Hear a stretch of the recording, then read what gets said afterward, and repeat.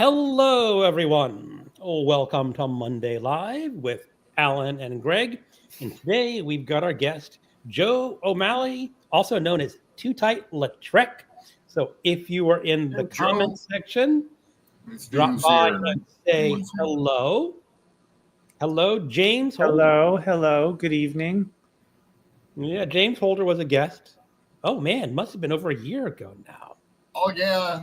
He was. Hello. Ghost Readers from the Sky. Hello, Greg. Hey, Greg. Are you too tight? I'll be talking about Greg from Ghost Readers in the Sky in my next video that I'm filming on Wednesday because it's a Western. Okay. But I mean, it probably won't air until September. But still, okay. Yeah. It's always good to have videos in the can ready to go. Well, I have to because I need a little more preparation than some people, and I'm a very slow reader, and it takes me a long time to concoct these videos for whatever it is. For whatever reason I'm doing it, I never really quite figured out what I'm doing or why. I just do what I want to do. Well, that's all that's important is that you do what you want and you enjoy doing it, and everything's good. Yeah, but you... Hey, Jess. Hi. Hey, Jess. But Alan and Greg, you're both very prolific in your output for YouTube, and I admire that. I wonder how... Is it difficult to do that? I just don't care.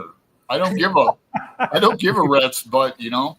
I've got like 1,500 videos or something like that, but I've been around for 7 years. And I've been around for longer. Yeah? Yeah. Well, yeah, like you said, I don't do makeup too much. Well, no, I post one video a week for about 5, 6, 7, maybe 13 weeks at a time, and then detailed and really informative and educational. I just I don't even write nothing down really. But then I disappear for sometimes a year at a time. So yeah. Oh. Well, when I do it, when I first started, I would just hit record and upload. Mm-hmm. I did that for like a year or two. And then I started discovering editing. And I discovered that once you start editing videos, it gets a lot harder to make videos. Because when I just spoke, I said, okay, so I said something wrong. I don't care. But now when I'm doing a video, if I say something I don't like, I stop. And then I repeat myself until I say something that I'm happier with. Mm-hmm. And then I go through and press, well, I edit this part out where I'm not happy. And it makes it a lot more complicated. Yeah. I just have a really on my phone app that's real easy for me to cut. So I'll just stop and hold up my hand, and then do it again so I know where to splice it. Mm-hmm. Hi, Pat. Hey, Pat. Welcome. Hey, Pat. Got Bad as Rad here Hello. tonight. You're absolutely gorgeous, Joe. I absolutely know how you feel. I wear masquerades and I enjoy some cozy vibes after a glamorous video. Cozy vibes after glamour. That's the rule in life. Hello. Christina's here from Portugal. Yeah. Portugal. Oh, hi, Christina. Oh, Christina, it's like 1 o'clock in the morning for you. Yeah. Oh, my goodness. Thanks for being here. Yes, thanks for being here. I'm drinking coffee too, but it's only, what time is it? 5 p.m.? It's 8 p.m. here, and I'm already tired. Now, Joe, you're in New York City? I'm in New York, yeah. Yeah. Wow, man. Killer. Yeah. I've never been there. Do you believe that? And I was a theater major at Kent State, and I've never been to New York City. What was your favorite role? Probably. I didn't have too many because I got in writing and like stage managing and directing that. But I was Dick Christie and Play It Again, Sam. I can't really mention it these days. But that was I was one of the guys in now I'm gonna forget. We did like a little scene from it. Endgame. Those two people in barrels, Samuel Beckett. Beckett, yeah. One is like tag, the other one's tog or something. Yeah. I want my biscuit. We were in barrels and we had our legs kneeling down with my legs sticking out. Back you couldn't see, just that high. Well, Angelia is doing a drama, the year in drama. So I don't know if Endgame is on her list, but maybe she can tell us something about it. No, Endgame is the one where the person is buried up to the neck in the second act. No, there's two people in Endgame. Crap's Last Tape is the one where they're in garbage cans, right? No, that's Endgame.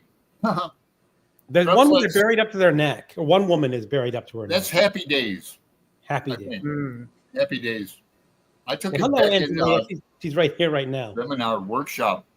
Oh, yeah, I wanted to, before I forget, I didn't know you were a graduate of the Iowa workshop, Joe. Pardon me? I didn't know you. What year were you in Ames, Iowa?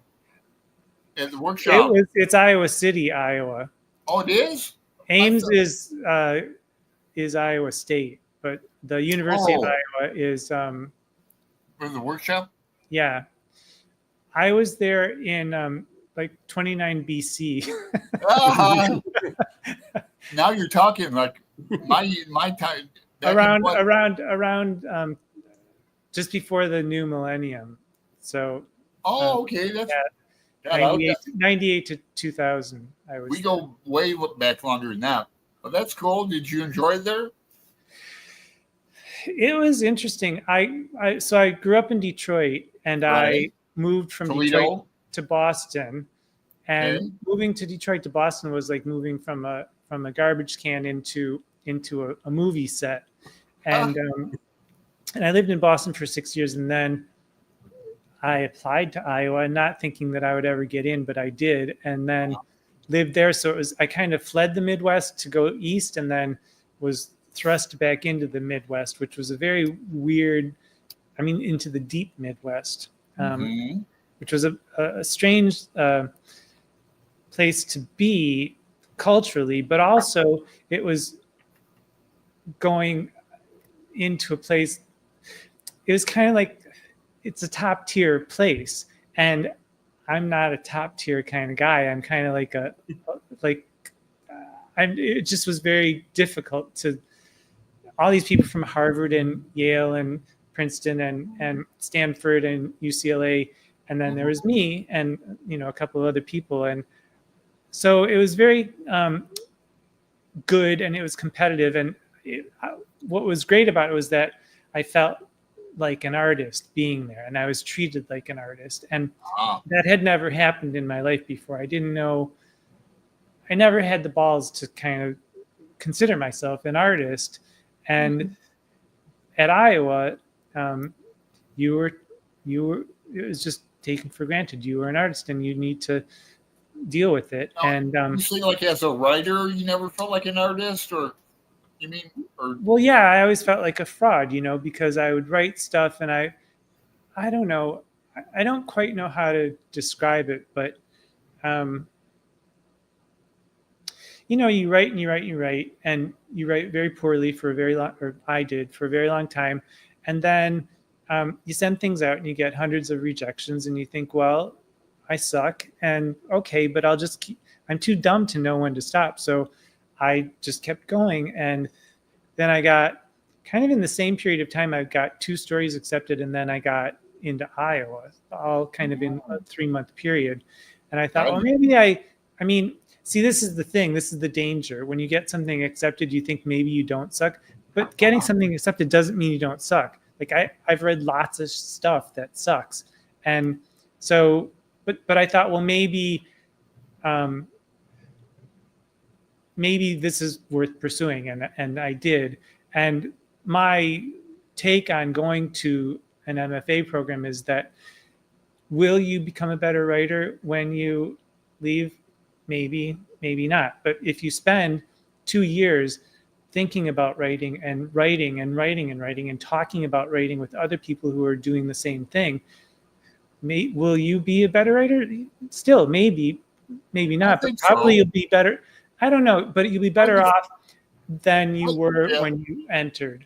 And I defend MFA programs. I have one from Arizona State '99. Uh-huh. So Also the I same was time there with period. I was there with like Ron Carlson. And he Oh, went, oh my God. That's fantastic. Mm. yeah, and He has that one story. Go ahead. no, then he went to Irvine again, Kelly Hmm. after. And Mark Harris, the guy who wrote Bang the Drum Slowly, he was a great teacher. He was like a journalist and then a fiction writer. He wrote just a writer. But Hmm. Yeah, you tried to get me to read one of his books. you didn't like it. I got to like 3 chapters and I'm going, no. What was Yeah. wrong? What couldn't you get into?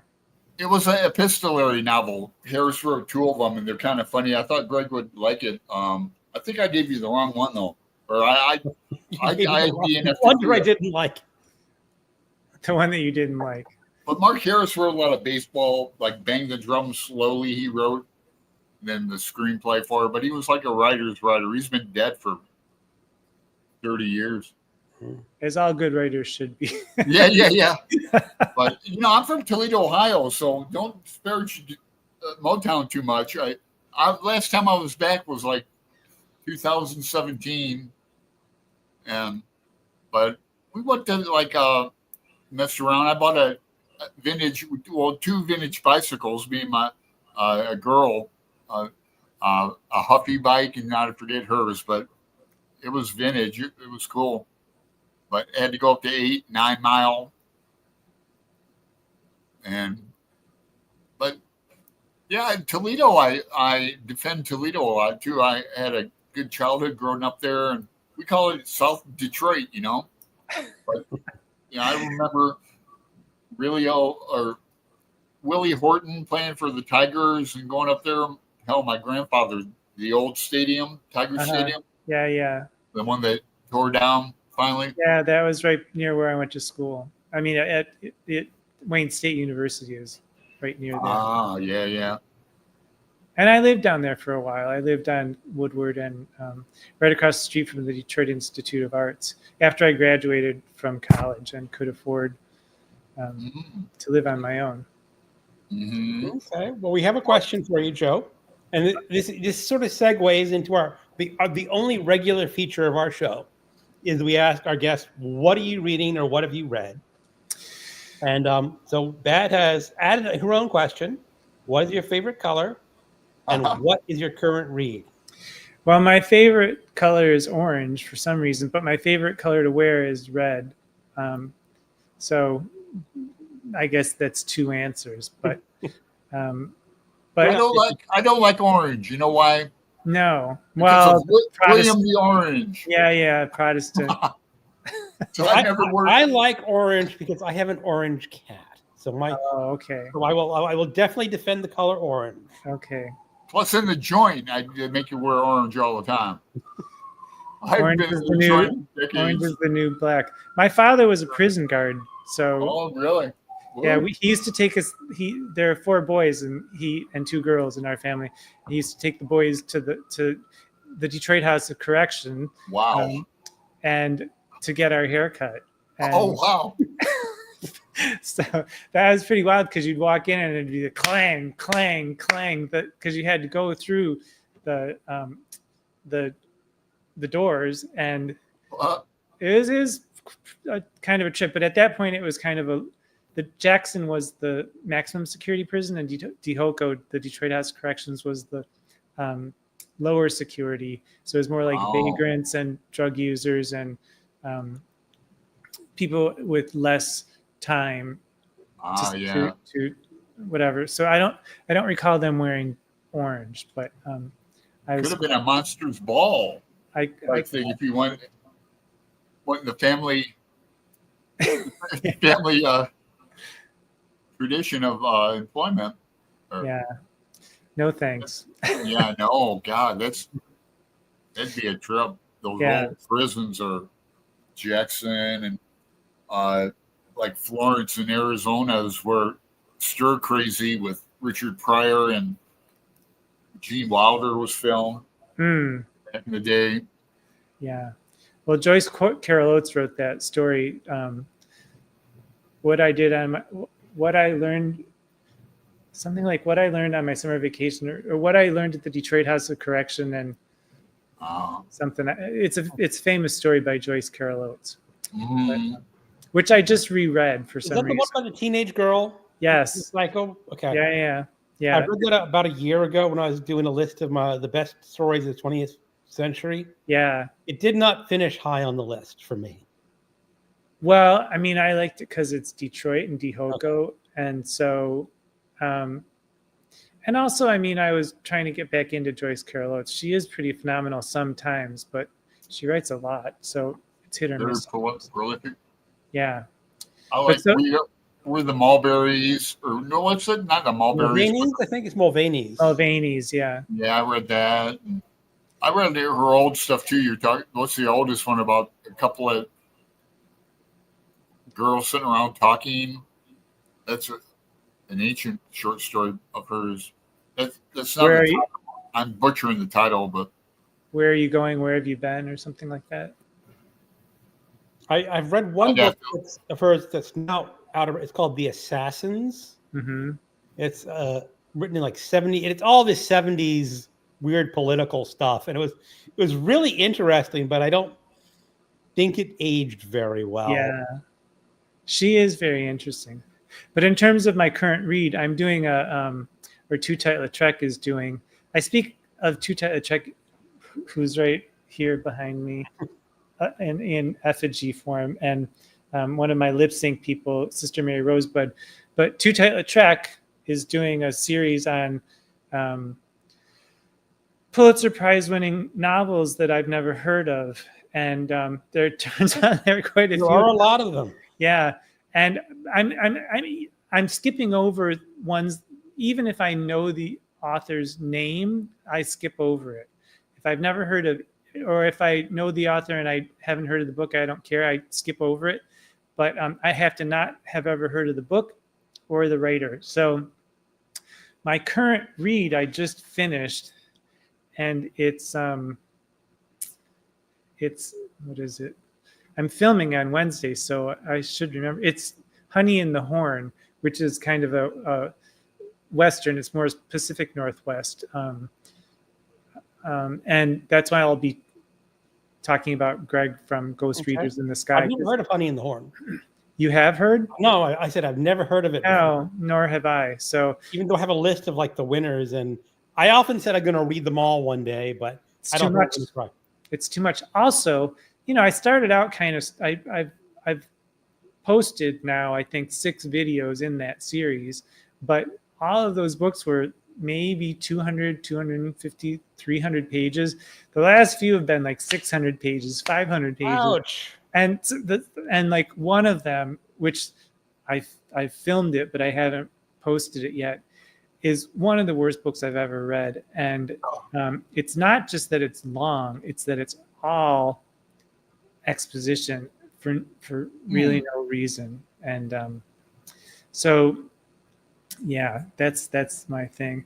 And I just wanted to say to Christina, thank you for staying up this late. She and I connected, I think, through Tom at LA Books, and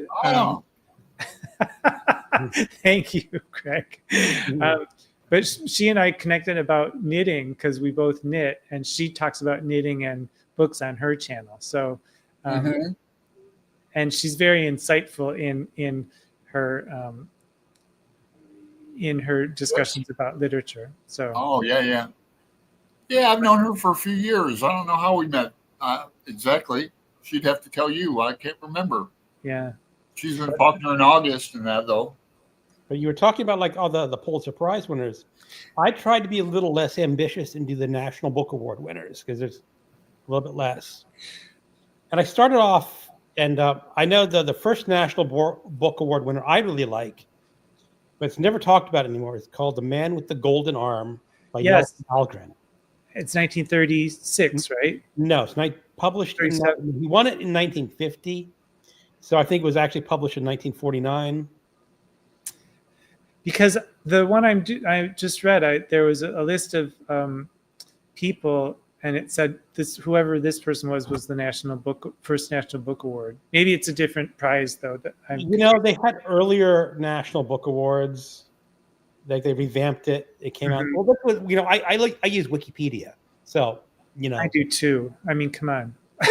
But the thing with Wikipedia, you can't always trust. No, I know, but but I do for the sake of just getting it done. Sometimes. Yeah, me too. Yeah. Well, in terms of what we're reading, I did warn Greg that I was going to give him a little bit of shit. Oh, okay. Now, what's your beef with Jane Austen? I mean, I know you said you've read Persuasion, and you didn't like it, but I will. Go ahead. What do you? Well, part of it I think is I was forced to watch a movie version of Persuasion first. Yeah. And I'm just going like, okay, you want to get married, this relationship is rocky. I'm going, it's just, I'm sorry. Jane Austen is a romance author. She wrote romance. She created the romance genre. I mean, essentially. I would disagree and say that it's not romance in the way that we know romance today, which is low on character and high on plot. I would say she's a novel. Her novels are novels of manners, and they're comedies of manners. And so here's the thing. I asked this because when I was young and hadn't read any Jane Austen, Joe O'Malley, Tootight, Lautrec, queer as a $3 bill, I thought that Jane Austen was too girly. I didn't know, and I just thought, this is too girly. I don't want to read anything that's that girly. And then I read Emma, and I have to tell you that she's such a muscular writer. She's so witty. She's so. See, I've never read that. I've got it on my shelf. She's tough, and Emma herself, the character, is this kind of spoiled brat, but Jane Austen is so perceptive, and so she basically shit talks about her characters on the page, and it's so funny and so subtle and wry, but it's also very smart. And Emma itself is a book about this young girl who thinks she knows about herself, but it's a book about her own education of herself. So isn't Clueless? Clueless, the movie is based on Emma, right? Yes, but I'm not talking about movies because movies are not. Oh yeah, of course. Her language is just so stellar. So my challenge to you, which I would never accept a challenge from anyone, but I'll throw it out anyway. I can't read it. It's just a big. I've got a Jane Austen collection. Oh yeah. I've read Persuasion, but I don't even remember it. Yeah. So my challenge would be commitment next year in July. I'll make a commitment next year to read Emma with Greg. Yeah. Well, let's hear your challenge. Read Emma, and then if you still don't like it, I want to know. And I think this would get 5 gazillion views. Yeah. I want a video of why I hate Jane Austen, and I want a detailed description of her failures or what you perceive as her deficits as a writer. And and also it's valid if she is too girly for you. You can say that she is too girly for you. I don't think she is, but Well, there you go, Greg. Maybe for next July, do the Jane Austen July. I know that you want to read fewer American authors, and so this you can read Emma though, like in a weekend if you wanted to, Greg. No, don't read it that fast. Don't read it that fast. No, read it. Give it. Good books. I'm always reading. I'll read like the first. Say a book's 25 chapters. I'll read the first 20, 2 in a week or so, and then it'll take me another week or so to finish up the last 3. But if a book is real good, I'm a slow reader. I I like to savor it. But also, I'm just slow. I'm not fast, but I'm not like Alan. I can't read too many books at once. Me Yeah, I neither. can read now. I can do one audio book and one physical or digital book. That's easy. Mm-hmm. I can often squeeze one other book that I'm reading like at a slower pace in. I can read like short stories in between. But once I start like trying to read 2 novels at once, I was going to say different genres are probably I could maybe do two. maybe yeah, but 2 novels. No. Well, I have day and nighttime books. Oh, that makes sense. Yeah, so I can. What's your current daytime book, Alan?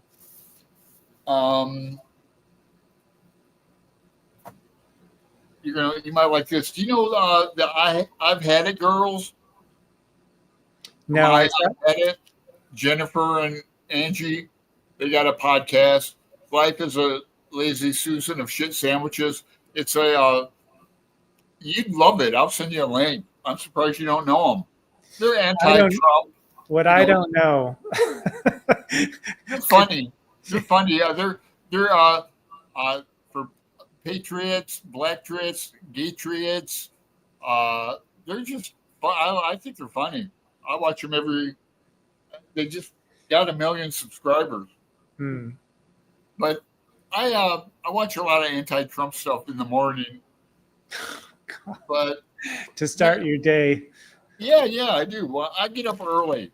I get up early. I Zoom a meeting at 5 a.m. in Dublin, Ireland. Talk to some friends there. This is my nighttime book, though. Like the Cantos by Pound.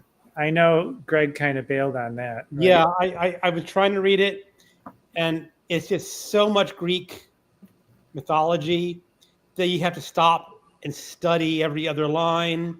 I just read it, and then I read this afterwards. This is just telling you who they are. It just gives you no real. Yeah. I mean, I find Pound sort of difficult anyway because I become impatient. Yes. But also, I mean, there's the one that I love is it's maybe a translation, maybe it's just a copying. That one about it's about a girl whose husband leaves and then I can't remember the name of it. Anyway. We wouldn't know. We're just all like flailing around reading it with Aaron Facer. We're committed to keeping up. We're hoping I don't know. I don't mind digging around through stuff. I mean, I've come to the point I've decided in my old age, I don't want to study a book anymore. I don't want to go read it and go check all the references. But you're in the Wasteland group, no? I am in the Wasteland. So I mean, I'm doing a little bit, but the Wasteland. You've read before. I've read before numerous times. It's only 8 pages. Yeah. And the Cantos is 900 pages. Yeah. So I'm a lot more willing to put up with the Waste. Also, you get an audio. There's tons of audio recordings of the Wasteland. Right. And what I've been doing, what I did with Love Songs of J. Alfred Prufrock, I listened to the poetry, someone reading it, and then I was reading along. And my favorite was Jeremy Irons. Yeah. He also is doing a reading of the Wasteland with another British woman. Fiona Shaw? Elena Atkins. Oh, I don't know. But it's curious because now I'm reading through the text, and I guess there are male and female personas in the Wasteland. Oh yeah. And so they switch off their narration as they go back and forth, and it's a very curious. It makes you awake when reading the text. Like, okay, what is Eliot doing there? Yeah. I mean, there's a big discussion about what he is doing, but I'm interested in how he's the progression from Prufrock to the Wasteland to the 4 quartets, because I think he became religious, or I think he's basically exploring the desolation and the disgust with modern life and looking for greater meaning. And I think all of these poems are edging his way toward that. Yeah, well, as I said, it's a lot more digestible because it's a lot less poetry to get through, and you can focus on it. It's and also 1 pound canto a day. It was just too much. Well, not only that, but Eliot's better. I mean, it sounds better. It does. A lot better. I mean, he's amazing with all of his faults. He's pretty amazing. Yeah. I mean, I'm the first person to recognize that. It's not. I like the fire sermon alone, you know, with Yeah. the Buddhism and that. Yeah, I've read the first 4 parts yesterday and today, and now tomorrow I'm going to finish the last part again. I said I've read it numerous times before. Yeah. It's a good poem to revisit. Now, Alan, are you done with your reading? Because I have one book that I want to show.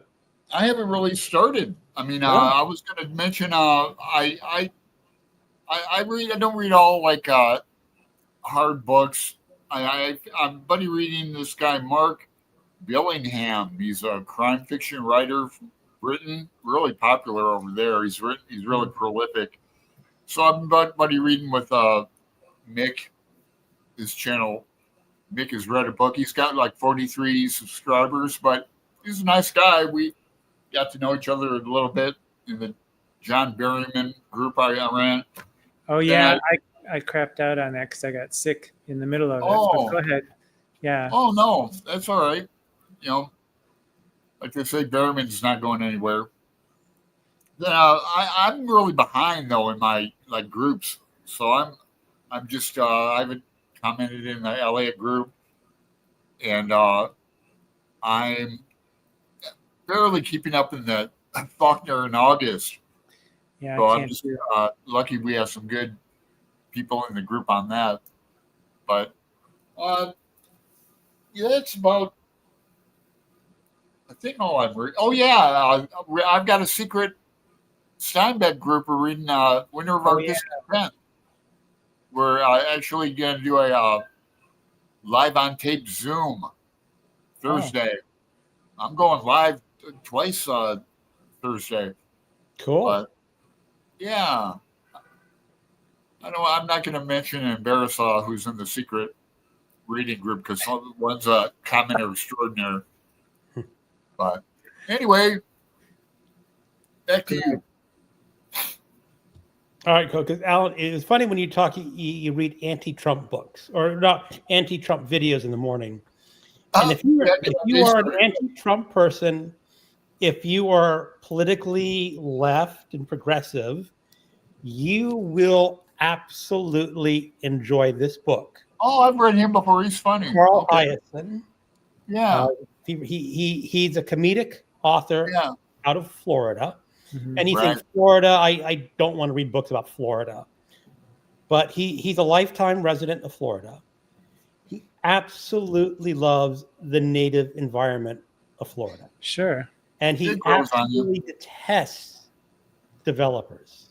He hates all this development going in and tearing out the swamplands and removing the alligators and other creatures.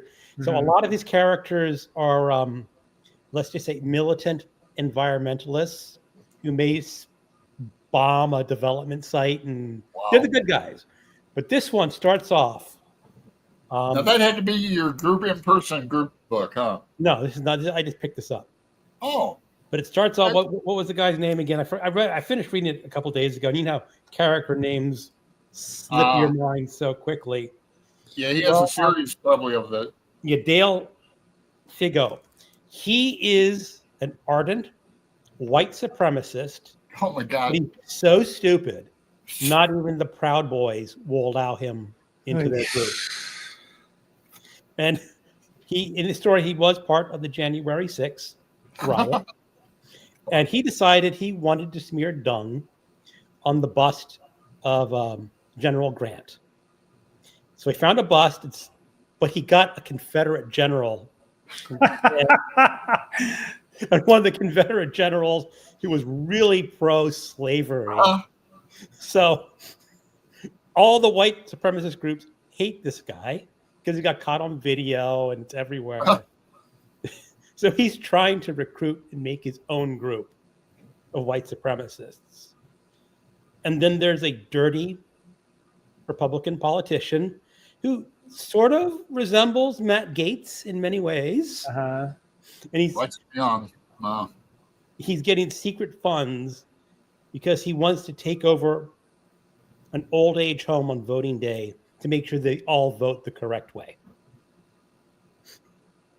So he really skewers right-wing conspiracy groups, white supremacist groups, and all the dirty politics that could go down in Florida. Wow. It's in Florida, huh? Yes, Carl Hiaasen doesn't write about anything else other than Florida. When was it published? 2025. Wow. So I admire people who can do topical things, because it's hard to write, and to have something that's so topical and up to date seems impossible. I don't think. I mean, he's basically retired. I think he's in his 70s, maybe his 80s. So, like, I don't think he cares if he pisses off these groups. Well, no, of course not. I mean, you can't. Who can't? I mean, why would you? Yeah, but it's so funny to see all of his characters who love the native land of Florida and don't like what's happening and are actively thwarting all these right-wing Republican conspiracies and schemes, and it just made me very happy reading the book. There's a siren in the background. I hope Yeah, that's I knew that would be It'll you. go away. Yeah, reminds me when I lived in downtown Portland. But I'm sure it's worse in your neighborhood. Mhm. Like I said, I've never been to NYC, not yet, but I know I'd love it. I'd love that off Broadway and everything, and let alone. Yeah, it's better to read about. I mean, it's okay. Wherever you go, there you are, kind of thing. Right. And it's actually quite small. You can walk a lot in New York and not get very far. but there are a lot of people, like a lot of people. I wanted to move to New York when I was in my 20s. Uh-huh. I think I've told this story before. I was working for Borders Books. Oh. I was in the back room ordering books, and one of the organizations was a book distributor out in Brooklyn. It was called Golden Lee. Mm-hmm. And I finagled a job interview. And I drove up, met a friend who lived just outside New York City. Cool. I went down to the interview. What? How old were you? Oh, mid-20s. Wow, cool. This was the 90s. And I went down there, and my friend drove me. And we're looking around this Brooklyn neighborhood. And we're kind of going, doesn't look very safe. Yeah. And I went in the interview. They were going to offer me a job, but they were paying really kind of low to live out there. But I said, I was going to do it. And I said, yeah, how far are you away from the subway? He goes, 2 blocks. I go, oh, easy. He goes, oh, you're not permitted to walk to the subway station. They will have a shuttle that bring everyone from their front door and deliver you to the subway station. And the guy, one of the guys who was replacing, he was Australian. He says, "You will probably be the only white person at that subway stop." And I sort of chickened out. But part of me says, "Wouldn't that have been fun if I hadn't chickened out and took?" Yeah. What might have been more coffee. Well, I can still hear you. I'm just going to hold this up because today you did a video. I'm reading that. Yeah, I know. I got it a long time ago. When you mentioned it, I got very excited, but I thought, I really should read it. On Ugliness by Umberto Eco. I know it's showing up backwards. I don't know why, but the print is just too small. I can't. It does have small print. Yeah, so I'll just look at the pictures. And there are a lot, and there's a section on camp, and so there's a picture of Divine and Rocky Horror, but really beautiful. I mean, I think the idea of ugliness is it varies through the ages, etc. It does. So, but anyway, so Let me try to catch up on some of our comments. We've been sort of ignoring these comments for a long time. I There's haven't a lot of seen comments. any. I have not. We were talking so much that I have not been bringing them up because it sort of disturbs. That is right. As what brought you to join BookTube? A lot Who? of people are showing up for you, Joe. Yeah. For me? Yeah. What Yeah. brought me? Yeah. I presume Okay. that's exactly you. It's kind of a long story. I wrote a short. Well, I had an agent, and I started writing a novel, and my agent wasn't able to sell it, so I sent it to somebody else. And so this gay male editor, and I had a gay male agent, told me that my work was too gay for a general audience. So then, for the next few years, I wrote only gay stories, and one of those stories is a story called The Manly Man's Guide to Virtue. And I created this character named Tootight Lautrec. And the story is about this guy, Joe, who is not me, but he sort of unwillingly becomes a drag queen. And there's more to it than that. But then at some point, I guess RuPaul was around, whatever. And I just thought to myself, like, someone really needs to, like, do more poetry on YouTube, because YouTube was sort of not new, but it wasn't as big as it is now. And I thought, well, what if a drag queen did it? Because I heard while I was out having coffee, I heard someone say something like, this guy has the emotional depth of a drag queen. And I thought, well, that's not really very fair, because who knows what the emotional depth of anyone is. Yeah. And have you ever heard of the? Let me ask you real fast. Have you ever heard of Darcel? No, No. From Portland, Oregon. She died recently, but she was like pretty well known. She has her own theater here. But go ahead. I have a few drag queen stories, but go ahead. Well, I mean, I'm not the typical drag queen. I'm kind of like what they call a bedroom queen, which is I just do it in the studio, because I thought it would be weird to have a drag queen talking about poetry. And so I concocted this. I was watching a lot of British, like Catherine Tate and Little Britain and stuff, British comedy. And I thought, well, it should be funny. It should be fun. There should be a reason to watch it, but there should also be some sort of edge to it. And I had read many times, but recently, just before I started doing this, Charles Baxter's story Griffin, which has it's told by a young boy, and there's a substitute teacher who kind of like goes to the edge of what's appropriate and what's not appropriate. And I thought, well, that's the kind of, I wanted to bring a character to life, like bring it to life, and have a character who would push boundaries and be able to talk about things that I would never really be able to do in an actual college classroom, because I'd probably get fired. So I started with the attitude too, Yeah. So I started this series called This Be the Verse, about how poetry is important to your life. And I did 13. There is a kind of an arc through that thing. There are 13 episodes. And my goal at that time personally was to be able to memorize poems to the point where I could say them without any help.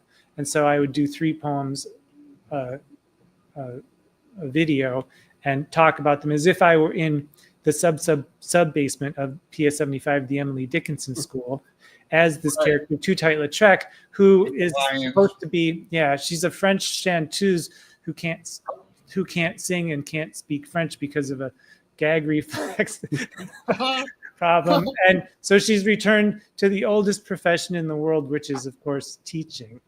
And so that's how I came to YouTube. That's a long answer for a short question. But that's how I came to YouTube. And then I started doing lip syncs of, like, I figured, if drag queens can lip sync Beyonce and Rihanna, then I can lip sync Sylvia Plath. And so that's what I started doing. Yeah. I have lip syncs of Plath and Elizabeth Bishop. And then actors and actresses doing Shakespeare, etc. Yeah, I have a question about, you have a very nice looking apartment. It looks big, and then your studio, I'm sure Well, is this is place? this is from my partner. He's lived here for a very long time. He moved in the day before rent control was abolished in New York. So this is a rent controlled apartment. This is a New York story of like one of those things that like should not exist in the world, but it's this kind of enormous apartment. Excellent. Very low rent. And I bet Chicago, but go ahead. Yeah. So and he's the real artist in the family. So all of this is like that painting is him. I mean, he's got, and they're all in different styles, but he's got many paintings all throughout. He paints. He's a musician. He writes musicals, and he's just like, and he does all of my editing. He does all of my videos. I don't know how to do any of that stuff. So that's what I'm saying. He is Tootight Lautrec. I'm just the It's a joint effort, sounds like. yeah, but he does most of it. Yeah. He's not too hard on himself, Greg. He's like, it's like too hard, and then he's a little imposter syndrome. Yeah. Joe, it was really funny. You talk about your partner's apartment. I was reading, was it a year or two ago, the Odd Couple by Neil Simon, and it starts off with a description. It is one of those upper apartments, 6-room apartments, and I'm going like these. One guy can afford that back then. Of course, he was in the 50s or 60s. I think 60s, but that's a funny play. I think he moved in the 70s. Okay. So, and it has this building has a pretty storied history of like battles with the landlord and being sold and whatever. Oh. But so it's an interesting place because you look at it and you're like, wow, what kind of rich bitch lives there. But looks can be deceiving. I every now and then I look at videos about apartments in New York City now, and what you get is something where if you stick out your hands like that, you're touching both walls. Yeah, the bed goes up and everything. So, they're on. I watch. They're on TV Saturday nights here because I stay up all night. And sometimes I'll have it on in the background or something. They have a New York style, some small ones, and then they show the big ones too with the views and that's just the shite. But get some comments because we should. I mean, a lot of these are really old. I'm sorry if you made a comment half hour ago. Yeah, bad is mentioned. I actually put high on the Jane Austen. Would I be friends with her? Who knows? What was the question? If what? Oh, it was about Jane Austen. You're talking about you challenged me to read Jane Austen. Emma, Angelia saying Joe throws down the Austen. Angelia, yes. So I can't resist a gauntlet being thrown down. So okay, I will have to find. I don't know. And it's elbow length gauntlet. It's an opera. It's an opera gauntlet. So, all right. So I will. Well, count me in. I mean, I'll read Emma too. I've never read it. You'll love. I mean, I hope you'll love it. Yeah, I bet we will. Yeah. So I will. I don't know if I'll do it in July or try it a little bit sooner. We'll have to see how it goes. But yeah, there is Clueless is great. Oh, Lee's she ordered the Kushnama. That is my ancient Persian poem about a tusked man about a what man? About a tusked man. It's like a medieval Persian poem, epic poem, or whatever they call it. It's a book. I mean, they don't do it poem, do it as a book, but about a tusked man, like tusks, like teeth. Oh yeah. Some sort of monster and epic Persian poem, and I don't know much about that era, so. So Lee, when you get it, I mean, I know Lee and I are going to be buddy reading on ugliness for September and going into August. That's this one. That's that one right there. And you're going to be looking at the pictures. Yeah. This is mine. I'm going to have to bring out my reading. I will have to bring out the reading glasses for that. But yeah. That's, I mean, I got to get to that. It was one of those books that I said I ordered, had not read. And so I need to get to that. And bad romance must have a magnificent plot. People going on. Oh, I don't know John Mullen. Dark romance. Yeah. Yeah. Elaine Adkins is the one reading with Jeremy Irons on the. I see. Yes. The Wasteland. You will pause on almost every line. So many references. Yeah. Well, that's the good thing about having read it before, because some of them are familiar after the 20th time that you've read it. But again, I did have to stop and look up a lot of those references as I went along. Yeah. But it's enjoyable. I mean, I do contend that departing from the poem to read. Oh, David, hi. Hey, David. Hey, David. Thumbs up to you too. No, that's again, my partner is the real artist in the family. He plays, he paints, he writes. Broadway? Musicals, you said? He writing a musical? He has written musicals. He hasn't had any of them produced, but he wrote a series of torch songs that were performed. He opened for Joan Rivers. Yeah.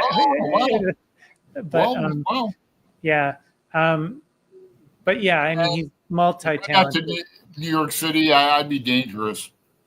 But New York's pretty tame lately. Yeah.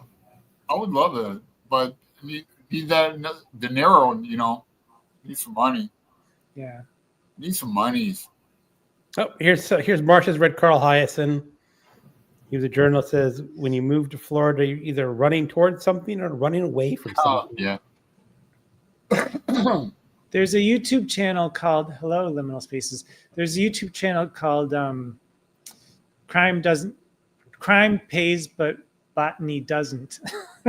And it's a guy who does landscaping, and I think it is in Florida, but he's really irreverent and really funny.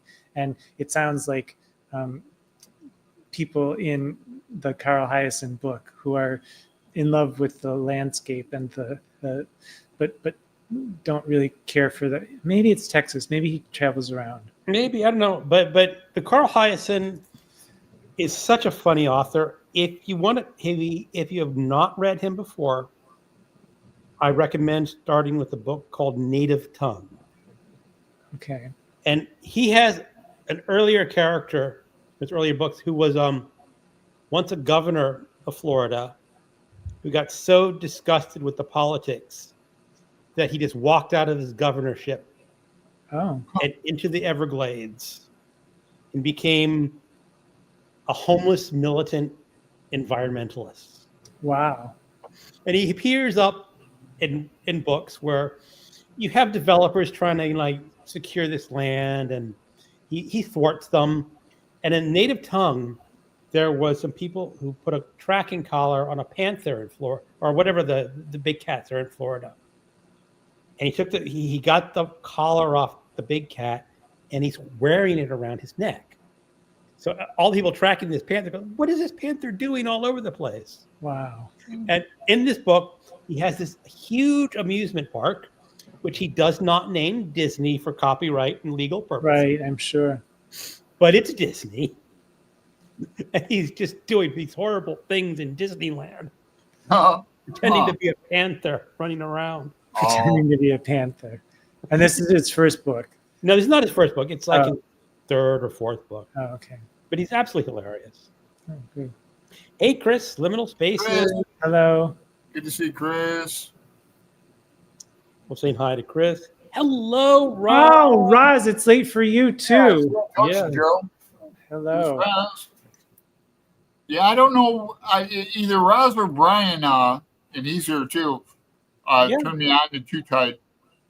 Now, Joe, are you on Voxer? I don't care for Voxer. It's harder. You can't respond to people's comments directly. And things sort of get lost in the thing. And you have it for 30 days only. Oh, is that right? Yeah. Discord's a little easier, but like the group thing is sort of difficult for me to begin with because I'm okay. Kind of a. All I'm saying is Lee and I are doing Unugliness on Voxer. She doesn't like Discord, so. Well, I'm just looking at the pictures. Just looking at the pictures. Yeah. All right. I've got a few Echo books, but I don't have that one. Oh, thank you, Christina. Christina says your sonnets are fantastic. Yeah, I did. Yeah. I did all. Tootight did talked about all 154 of Shakespeare's sonnets in the 1609 quarto. That's right. I heard about the someone was doing all the sonnets earlier this year. Yeah, that's how I discovered. It took me 5 years to do. Yeah, this is what I'm saying. I would do a few videos and then I'd go off for a few months, and it's not a recipe for success on YouTube or BookTube. So, and also trying to write in the meantime. You know what I mean? Like I usually write my fiction in the morning and then try to do the YouTube stuff in the afternoon, and then sometimes read, sometimes watch YouTube. It's sort of a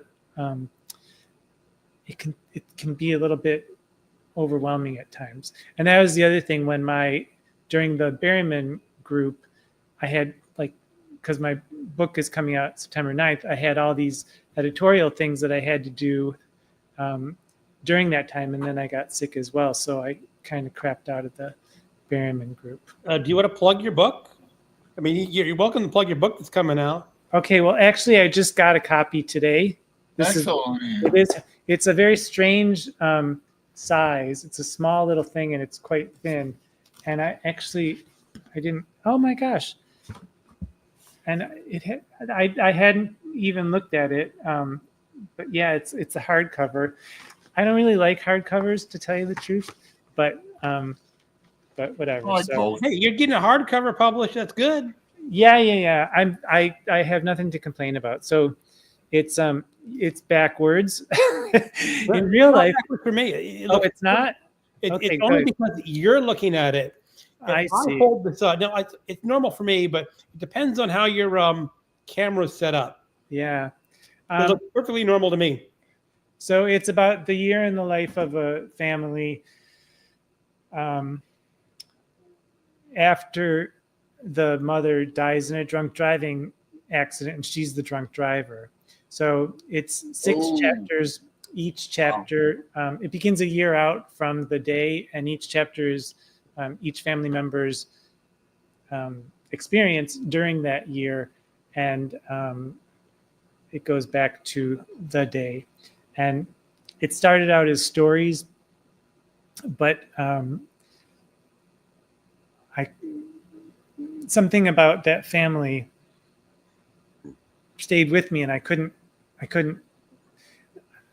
I mean, you know, writers talk about, they couldn't let me go, as if they're real people, but they're not.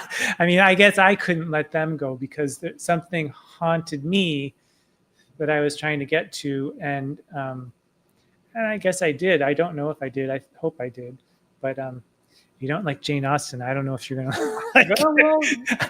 I'm not as good as Jane Austen. All I'm saying is you have my permission to plug your book on my channel. Oh yeah, and then I want to mention your other book about stories. I mean, if you give us links in your channel. Oh yeah, if you go to josepho'malley.com, josepho'malley.com, it's available for pre-order now. It comes out September 9th. And it's available at Barnes & Noble, and it's available at Amazon.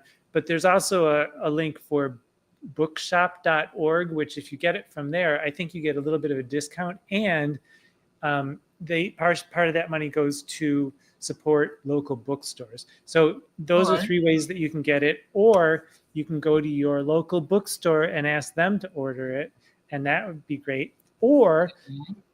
And you could go to your local library and ask them to order it, because I have this fantasy about having my books in libraries because Oh yeah.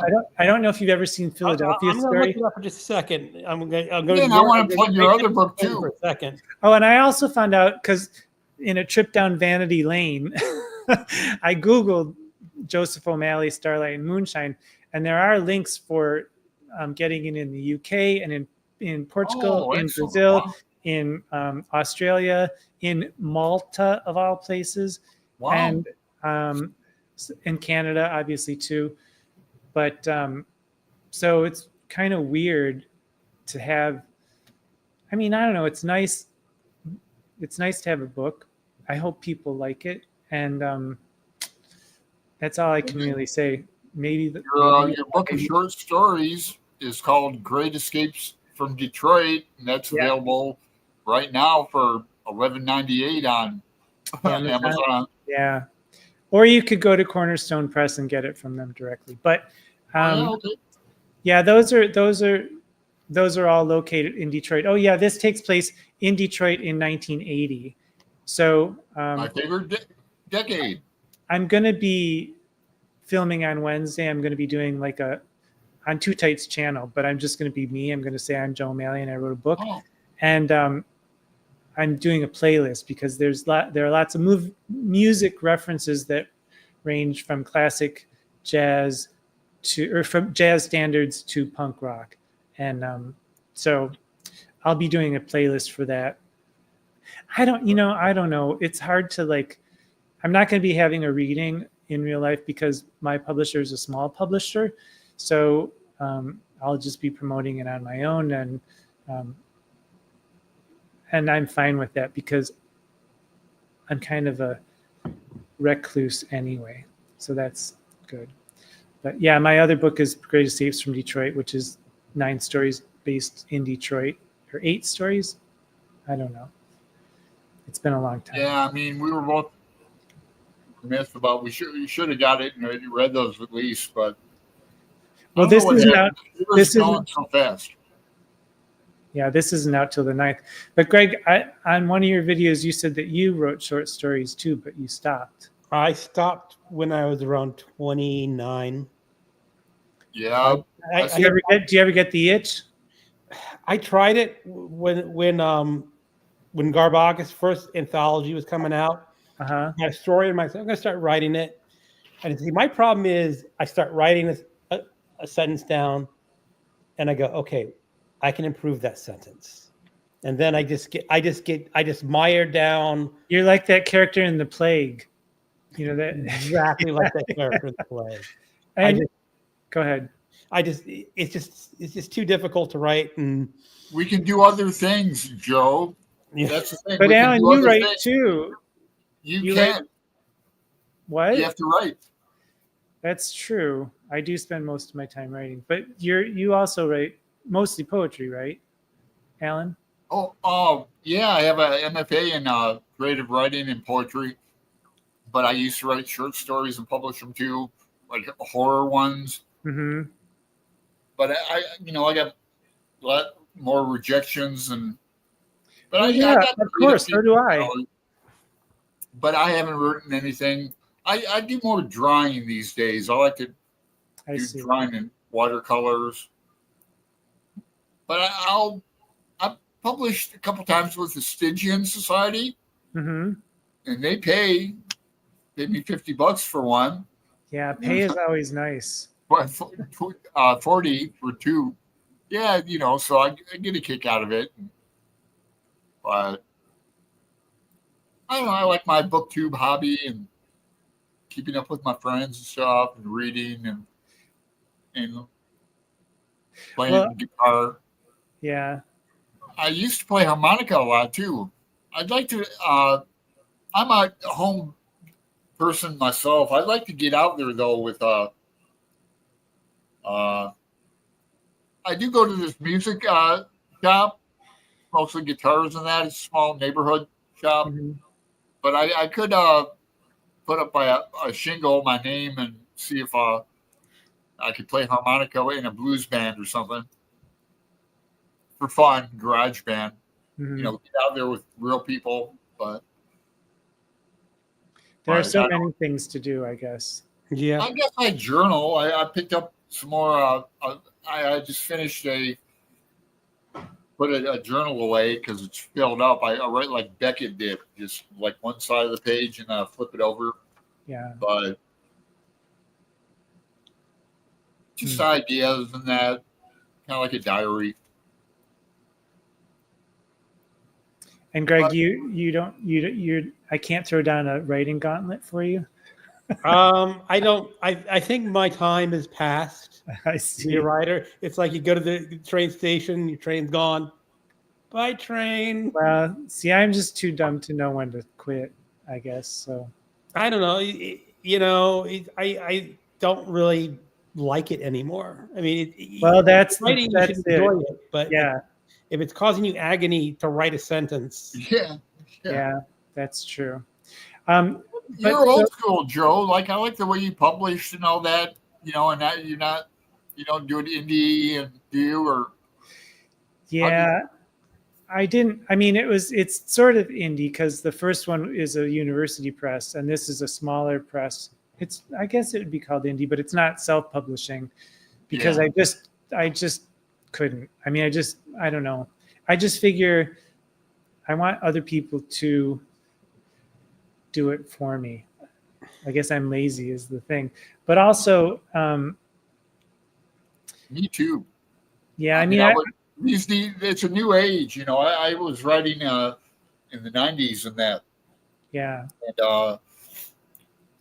And it's easy for me to write. It really is. I used to drink a lot too. It was real easy then. But I used to write scripts a lot. But did you have a writing challenge? If it's not too hard, I might be into it. Like I don't do writing challenges because I don't know why, but I've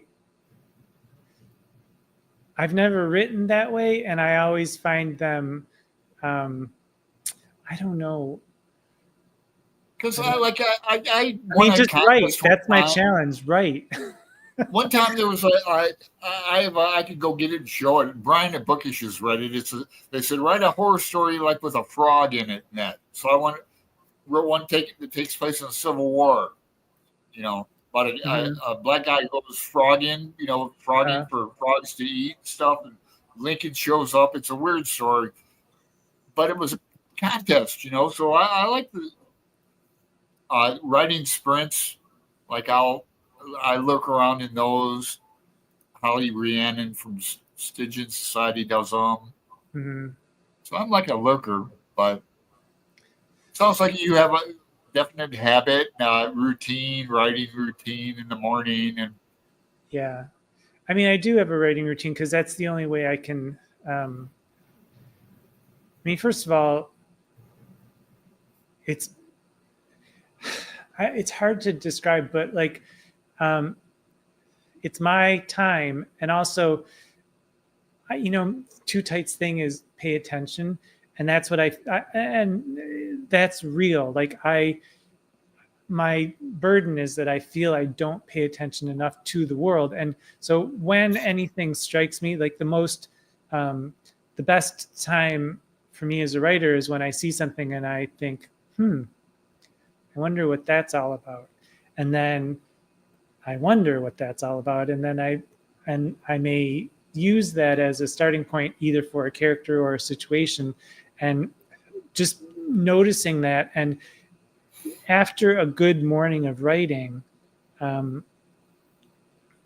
notice the world in a much more vivid way, and I don't know why, but because I'm creating these characters, and I'm making them do things, but it's kind of like when you have a fight with someone and then you leave, and then you're like, I should have said this, and then I should have said that, and then they would have said this, and then they would have said that, and that's sort of how I write. I'm in that frame of mind of right. This is I used to do that when I was a kid, write scripts, and like especially for girls on the phone, and then they would they weren't doing their lines right, and I'd get all discombobulated. But I feel remiss that we didn't read.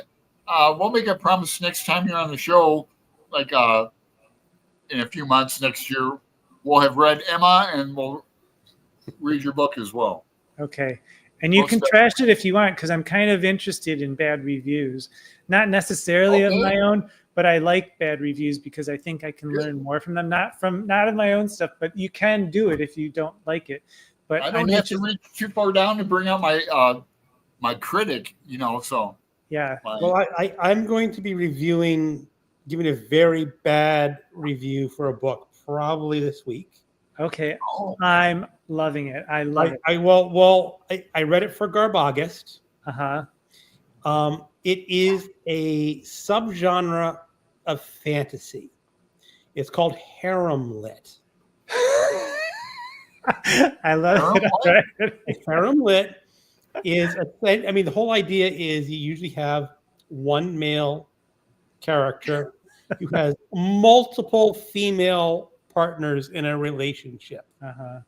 And in this one, it's fantasy. You have a normal guy in Florida, ex-military, who gets transported to a fantasy land with multiple creatures.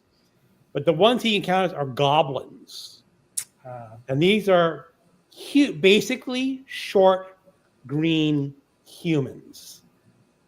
And the women are super sexy. My favorite color, too. And there's been an evil wizard who has made all the males impotent. Excellent. So they're going to die out unless they have a virile male to make love to all the female goblins. That's when we show up. Well, I'm looking forward to hearing you trash the trashy novel. I'm surprised you didn't like it. The problem, I guess it's I see boys in their basement who couldn't get a date reading about, oh yeah, hundreds of green girls are just dying for me. But I do find that I think that I learn more from bad art than from good art sometimes, because with good art you kind of don't know how it's done. It's so good that you lose yourself in the experience. And bad art, you can see the loose screws and the seams. And I love hearing people talk about what's bad about something, because it kind of enhances my experience of reading in general, and also what to do as a writer or what to not do as a writer. So, I have a friend right now. I can relate to what you're saying because she's writing poetry. Now, I like her, but she can't write. And that's okay. I hope she's not watching this. Huh? No, she's not. I don't promote this stuff because I don't want she's in Portland and stuff. I don't like people knowing I smoking in my apartment and that. Yeah. But our secret. It's where the candles come in. But I see. But yeah, so I know what you mean. Even she'll get, and I'm not saying it just sucks with you, but she'll, because I'm used to reading that stuff. But yeah, hers pretty bad. Well, actually, the other thing about MFA workshops that I will have to say is that you don't learn how to write in a workshop. What you learn how to do is how to read, and then you leave and you try to sink into yourself to be whoever you are. But reading and having to articulate what works and what doesn't work in other people's, because when your story's up, or at least this is my experience, when my stories were up, I couldn't really process everything that was going on, and it didn't really help or hurt me. But when I had to articulate what worked or did not work in another person's story, that's what I think made me grow as a writer, because I was able to look at it and say, oh shit, I do the same thing all the time and I don't like it here. Or how do they do that? And then kind of dissect it, and it's in the articulation. In the workshop. What's that? We would have liked each other, because I really gave in the workshops and that, and I even had a little punch with my email on it. Because the email was new back then. I know. But so I put effort into it, Yeah. But that's what I like about BookTube. Others. Oh, thank you. Oh my God, you're so kind. I'm just going through these comments really quick. I mean, I'm just. Oh, the Philadelphia story. Sorry.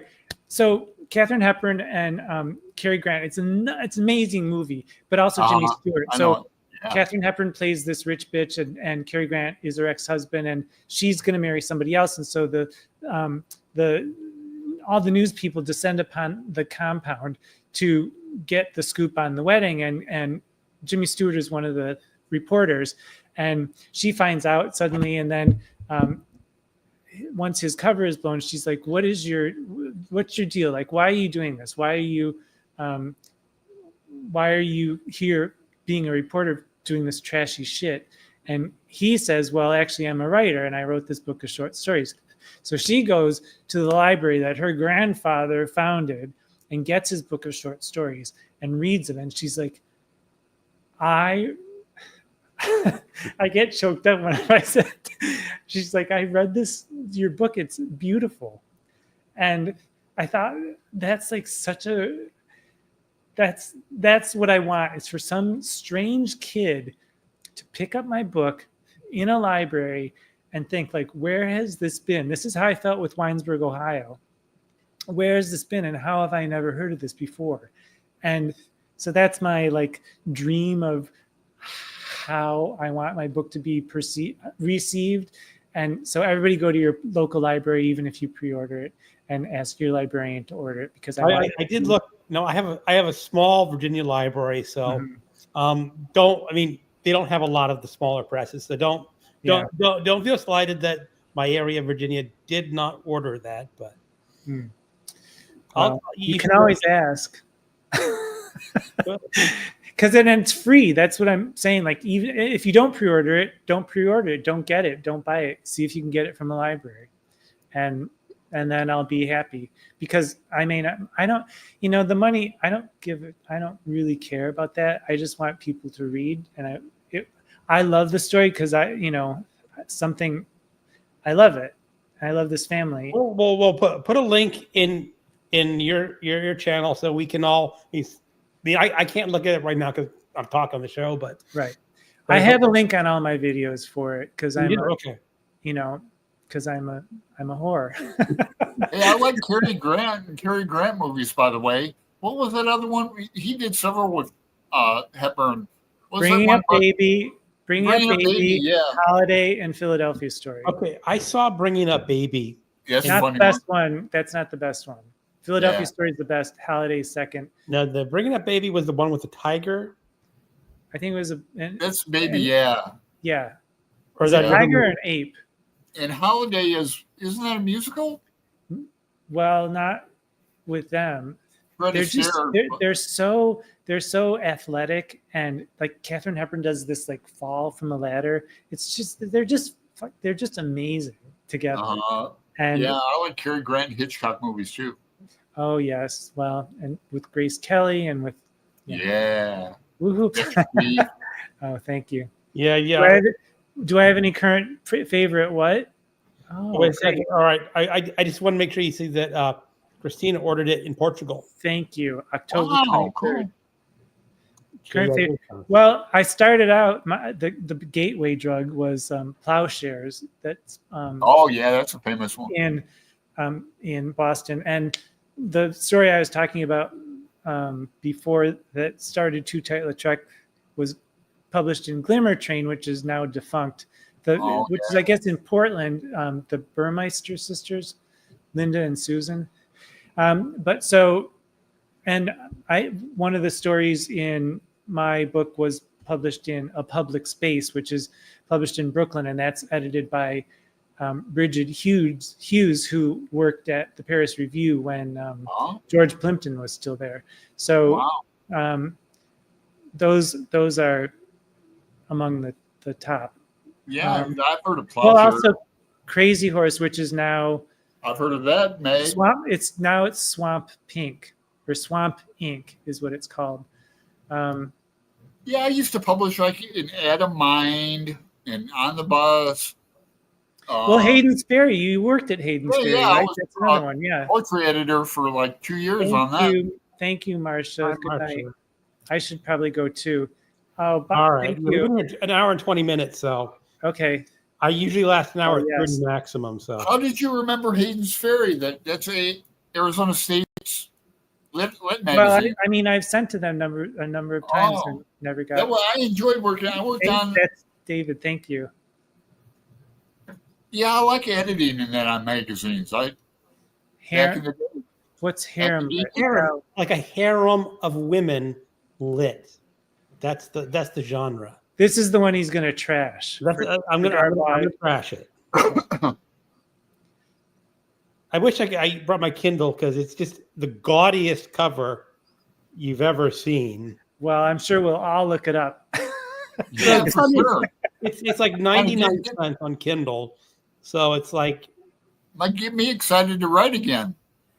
Alan, I sometimes I think it's like AI written because you know, I bought an omnibus for $2.99 of like 7 books in the series because it was cheaper than buying the single volume, but yeah. Or he's just a guy in his basement living with his mother and fantasizing about incels got to do what incels got to do, I guess. Well, Greg bought it. More money, more money, money, mom. More money, mom. But apparently if you look on Amazon, there's a lot of similar books of this nature. Okay. So it's a subgenre that, and the way I discovered it is actually kind of humorous. There was a YouTube channel of a woman who narrates audiobooks. And I guess her specialty is self-published spicy romance books. All right. Excellent. And she had this wonderful voice, and she was reading the scene from, I guess would be Lesbian Lit, and she just bust a gut laughing at the scene. And I was so charmed with it that I'll go ahead and look it up because I'll read something like that. And I looked her up. It was on Audible. I didn't end up buying hers, but this was linked to hers. Like they had an audiobook version of this as well. So I'm going to have to go pretty soon. All right. Well, we'll call it night pretty sure. But that's how I found this book. Well, I'm looking forward to the trashing of the trashy novel. Yeah. Okay. And I wanted to thank you both for having me here because it was delightful. You have to come by next year too. Appreciate it, Joe. Thank you. How do I get out of here? All you have to do is close your browser and you're done. Okay. So we say goodbye to everyone. All right, bye. Thank you everybody for staying up so late in Europe. Yeah. You had a lot of friends show up. And I love you all, BookTube. It's wonderful. Thank you. All right. We'll catch you later. Bye. Have a good night. All right. Bye-bye. See you, Joe. Bye. Bye-bye. All right, Alan. I'm gonna check out a few more. Look. How do I... Here we go. All right. Well, everyone. Yeah, people have to go. They have to go. Busy in New York. Yeah. Well, I'm at my hour, almost to my hour and a half. Voice kicking out. Sure, not as young for me, you know. But I know. You could go with Gareth and David and go for 4 hours.